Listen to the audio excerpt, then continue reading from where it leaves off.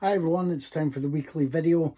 I am once again struggling to think of the right topic or things to show in the video because I've not had any real movie related posts in the last little while. I don't want to show off more books. I have been tinkling around on my guitar again since digging that out of the attic, so who knows, you may end up tortured by that at some point in the future, but not for now. May on my blog, as I may have mentioned before, is animation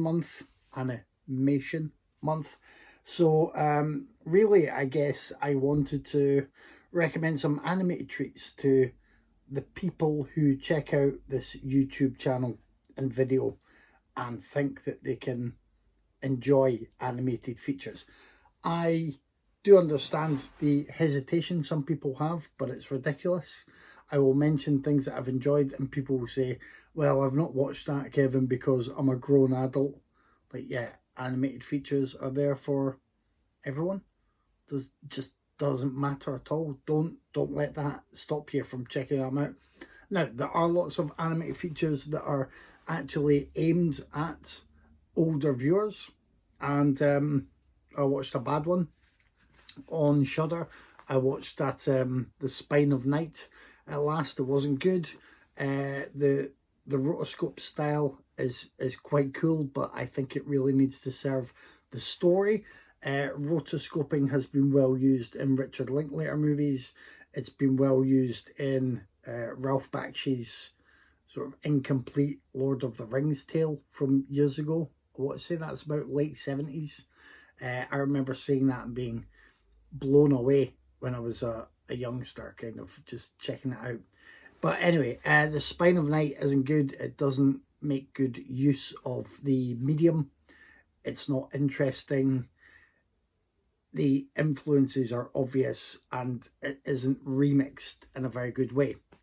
But it is aimed at, older viewers, as is the works of... I'm doing this off the top of my head, so I apologise for any mistakes. I'm going to say Satoshi Kon. We've covered some of his work on the podcast. Paprika is one that people mention a lot because it's it feels like a very clear influence on Inception, although that is denied by main parties. Perfect Blue, I think, is the other one that we've discussed and given love to on the podcast, about a starlet who discovers an obsessive fan or someone writing on the internet about her and getting inside her head. Anyway, that's really good. I also have other stuff dotted around here that I really think is good quality animation for older viewers. So stop thinking it's just for kids. Start watching that stuff if you've not dabbled in that arena for so many years, because there's great stuff out there. Persepolis is really good. I hope I've pronounced that correctly. I just watched Robot Dreams, which was getting a lot of love recently over the past year or so, and it deserves a lot of love. It's an absolute delight. I highly recommend Robot Dreams. I mean, the absolute highest recommendation. I think it's kind of a perfect little beautiful movie. But other than that, I'm also happy to watch the Hotel Transylvania movies. I've watched the How to Train Your Dragon movies, the Kung Fu Panda movies. I might end up checking out Kung Fu Panda 4. Now it's available for home purchase. All the Pixar films, obviously. A lot of people love those and they will bring them up in conversation, but they'll love them because of an attachment they had to them while they were young. Or they'll love them because they've gone along with a child to watch stuff and they've enjoyed it as well, which is all very well and good. But you can just sit down and watch a Pixar film.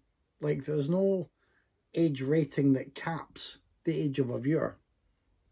Just go for it. Just enjoy yourself. It's really good. Like, I finally watched the 3 Cars movies, and I enjoyed Cars more than I expected. Cars 2 was a real stinker. It turns everything into a strange secret agent movie and focuses on the character voiced by Larry the Cable Guy.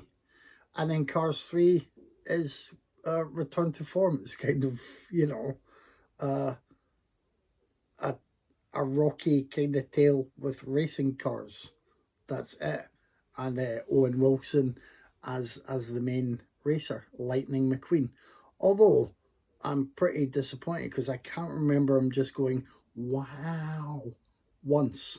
You think if he was racing around that fast to get to the end and then just go, wow.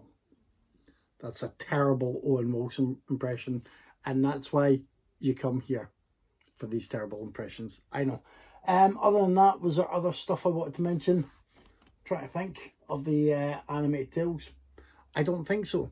I could go on about the Miyazakis, about the Studio Ghibli movies. I could go on about numerous other ones, but what I would say is, like, just check them out for yourself. There's lots dotted about everywhere, and if you don't have younger people in the house, or if you are worried about anyone else finding out what you've been watching, just like forget about it. Just, who cares? Watch what you want to watch and enjoy them. They're beautiful, beautiful, beautiful films.